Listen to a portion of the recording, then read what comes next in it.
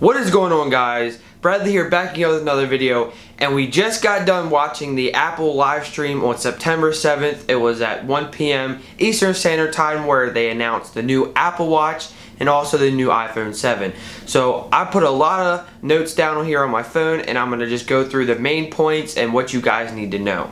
Alright, so first off, we're going to be talking about the new Apple Watch. Now, the new one is called the Apple Watch Series 2, and they're also changing the name of the first one because they're keeping that one around as well, and that one's just going to be called the Series 1.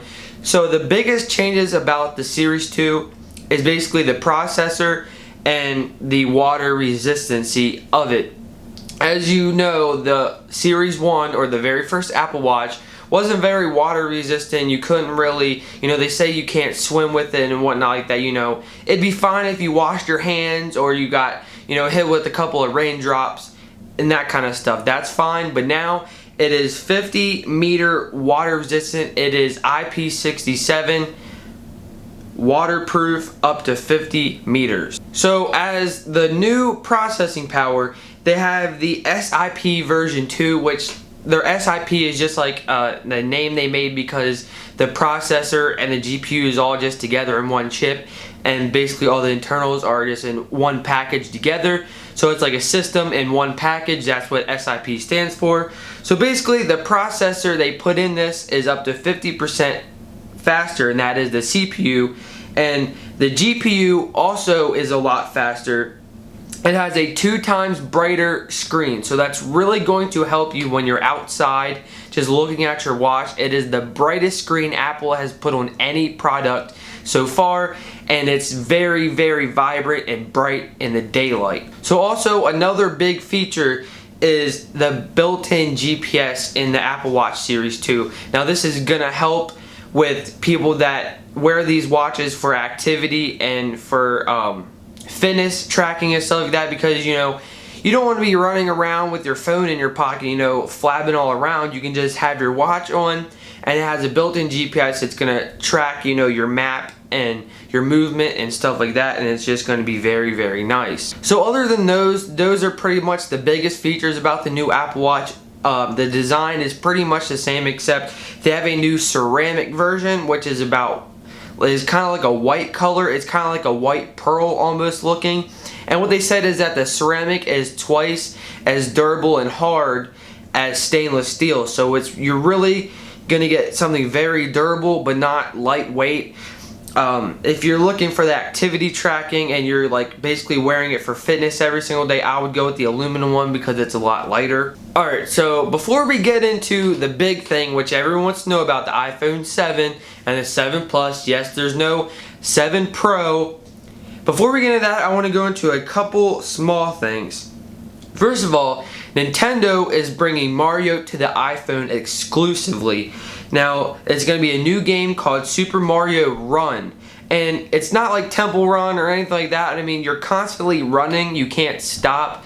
But you can jump. It's kind of like, if you played Super Mario and you run through the levels, except instead of going back and forth and stuff like that, it's just continuously going. You can jump and there's bricks and stuff. It looks kind of just like a Mario game, but just like a straight running game. It actually looks very, very nice. They said it was going to be a set price for everybody and you don't have to continuously pay. If it was me and I would want everybody to play it, and I know it's like a Mario game, I would either price that, like $9.99 or $14.99. If it's anything above that, I just think that's too much. But it looks like a very, very nice game. And also, Niantic came out on the stage and announced that Pokemon Go is coming on the Apple Watch. And if you guys don't know, the Pokemon Plus wearable is coming out soon. It basically just vibrates your wrist when there's a Pokestop or a Pokemon nearby, and you still have to pull your phone out in order to see what it is and stuff like that. It basically just vibrates. Now, the Apple Watch app is what it's going to do, is that you can actually collect Pokestops from your wrist, and there will be watch faces that show you how many eggs, what eggs you have ready to hatch, and how long of a step counter, stuff like that. So it's it's built into the Apple's activity rings and the activity tracker. So it's like, you know, you want to get your rings done and then you're still walking to find Pokemon and to hatch your eggs and stuff like that. I think it's a cool feature, especially since the hype is kind of lowering on Pokemon Go. It is, you know, around my area. I don't know about you, but that looks pretty cool. You can, if like a Pokemon pops up near you, it'll show you on your watch. Like, it'll show you what Pokemon it is, but you're still gonna have to pull your phone out in order to catch it. Alright guys, now without further ado, we're gonna be talking about the most hype thing people want to know about, and that is the iPhone 7. First thing I want to talk about is this phone looks pretty darn good. Now, most of the videos and, you know, leaks, pictures and stuff like that are pretty much true to what they are supposed to look like, where, you know, the camera is built into the aluminum body, like the camera hump, or, you know, the camera module is kind of built in to the aluminum body. But there's two new colors and they're both black. I know that sounds kind of weird, and there's no more space gray, so there's two blacks. There's just a normal black, which is kind of like a space gray, a little bit darker, kind of like how the iPhone 5 was before the space gray came out, and the 5S is kind of like the 5. But the new one, the new one is called the Jet Black. And basically what it is, it's a high gloss, shiny finish around the entire phone to where it looks like it has a mirrored, like, shiny gloss to it. It looks amazing. It looks like the entire phone is made of one piece because the screen is already glossy and it just blends in with everything. You can barely see the antenna bands anymore. And with the new camera module and stuff like that, it looks very, very nice, very nicely designed. It looks very, very premium, as with most iPhones do look premium. You know, they have a very premium build construction, and it's very nice. It's still like aluminum underneath the high gloss, you know, stuff they put on it to make it look like that. I can't really explain it too much. You're just gonna have to see it. But the renders and everything, just looking at it in person, is amazing. So let me get this right out of the way. All iPhones standard now is 32 gigs. So it goes from 32 to 128. I don't really remember if there's a 64 option. I don't think there is. I think it's 32, 128, and 256, which is a lot. So I mean, that's pretty good. I mean, I would have liked them rather to do like a 32, 64, 128 and have like the 32 and 64 at a lower price range.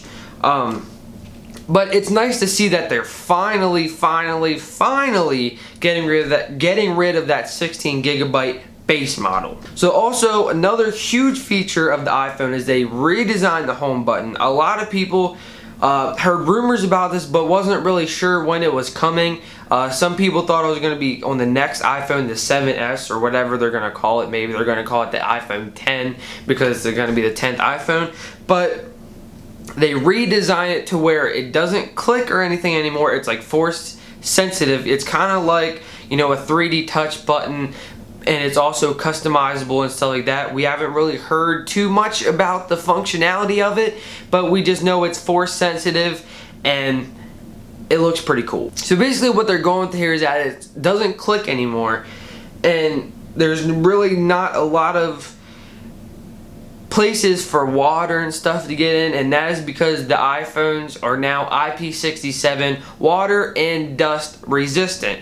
So now they also redesigned the speakers inside of it, that whenever you get water in it and when you're done using water, I guess it'll detect it and it'll use the speakers to flush out the water that got in there, which is pretty awesome, pretty cool, pretty awesome. It's pretty cool. Next up is going to be the camera. Now this is probably like the biggest difference because the camera has now it's still a 12 megapixel sensor and a 7 megapixel up front. So the 6S and 6S Plus had a 5 megapixel front facing sensor. This one has a 7 megapixel, and all around, all phones, all cameras have a wide color gamut detection sensor. So that is very, very good. You're going to get very nice contrast in your colors and stuff like that. And it has the f1.8 aperture and the 7, and also the 7 Plus, but the 7 Plus has 2 cameras, one of them being the normal 12 megapixel wide angle lens, and the other one is going to be I think they said 58 millimeter telephoto lens. And these kind of work together in a software to where you can kind of zoom, or you can have you can just set it to wide angle and then you hit a button and it'll switch to the other lens.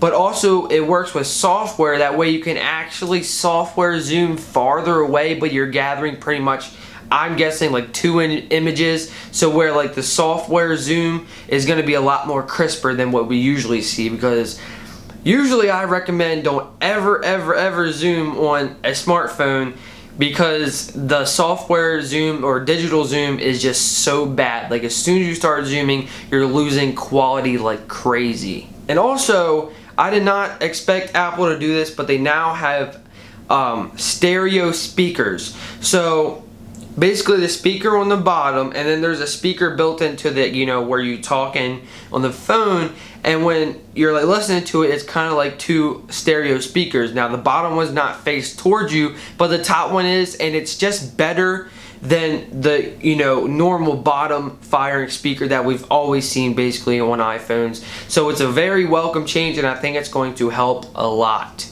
So the final, most importantly thing here, you guys all seen it coming. The headphone jack is out.